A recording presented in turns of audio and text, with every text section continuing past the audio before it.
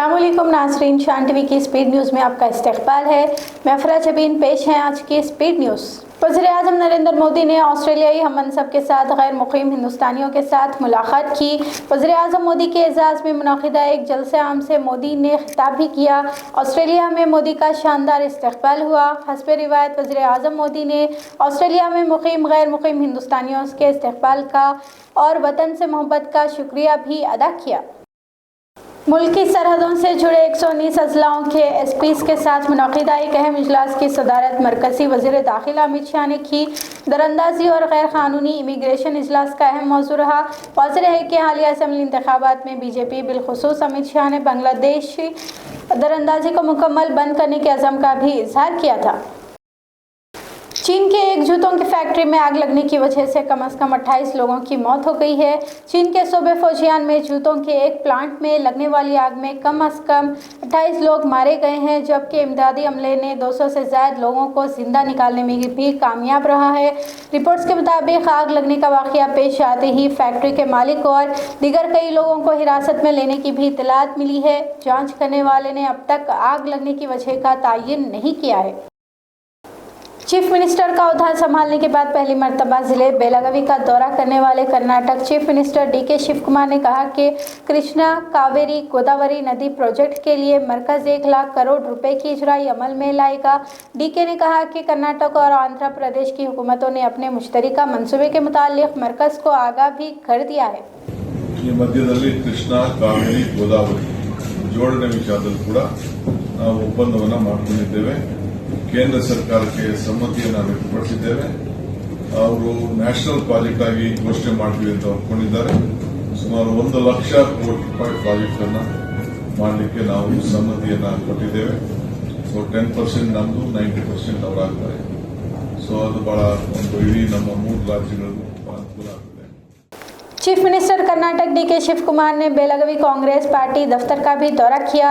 Party कायदीन और कारकुनों का हौसला बढ़ाया और कहा कि पार्टी को कर्नाटक में दोबारा इख्तिदार में लाने के लिए आप सबका ताउन जरूरी है। शिव कुमार ने कहा कि 6 साल तक कर्नाटक कांग्रेस का सदर रहने के बावजूद मैंने खुद को पार्टी का एक कारकुन समझा।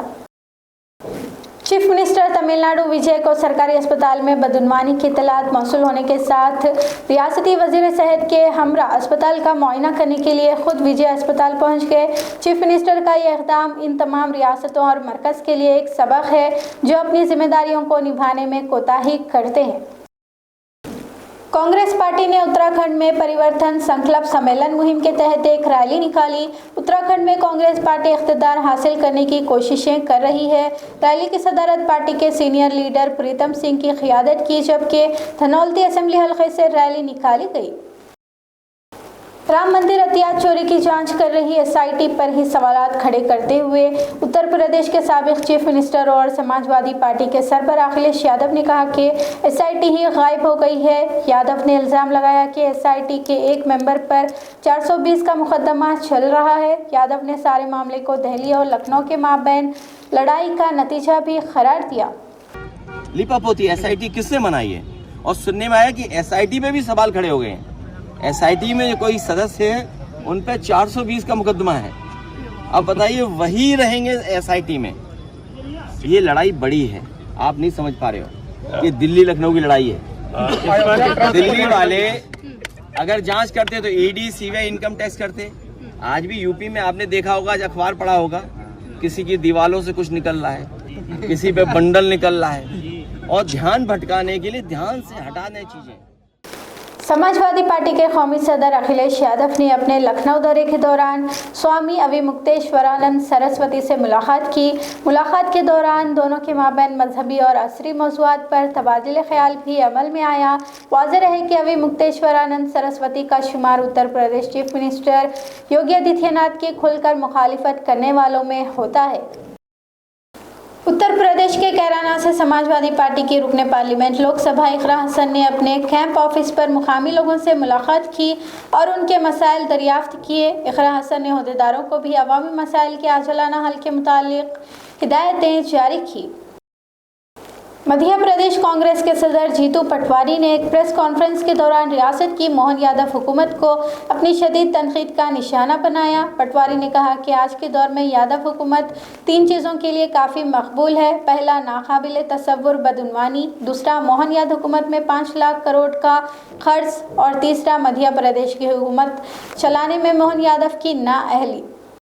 सबसे पहले मोहन यादव की करप्ट सरकार, भ्रष्टाचारी सरकार और मुख्यमंत्री भ्रष्टाचारियों के सरगना,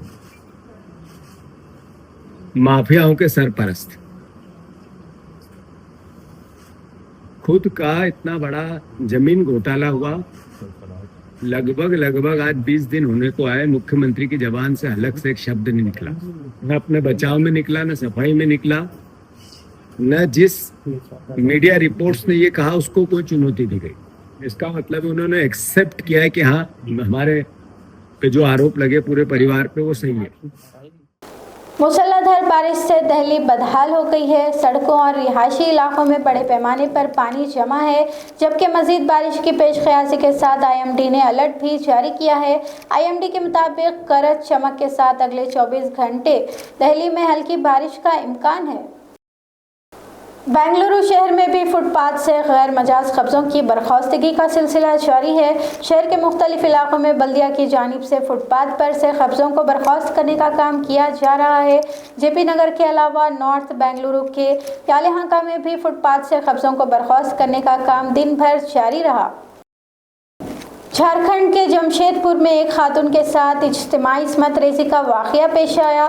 पुलिस के मुताबिक मुलजिमीन ने मुतासरा खातून को ज़बरदस्ती शराब पिलाई, बाद में इसकी इज्तिमाई इस्मत रेजी की और फिर सड़क के किनारे तनहा छोड़कर चले गए। मुलजिमीन की शनाख्त ओम प्रकाश और जितेंद्र शर्मा के तौर पर हुई है। आंध्र प्रदेश में मंदिर के शहर तिरुपति में दोहरे कत्ल का एक वाक़या पेश आया है। एक शादी की तकरीब के दौरान पद्मावती कल्याण मंडपम में 2 लोगों को बेरहमी के साथ चाकू घोंपकर कत्ल कर दिया गया है।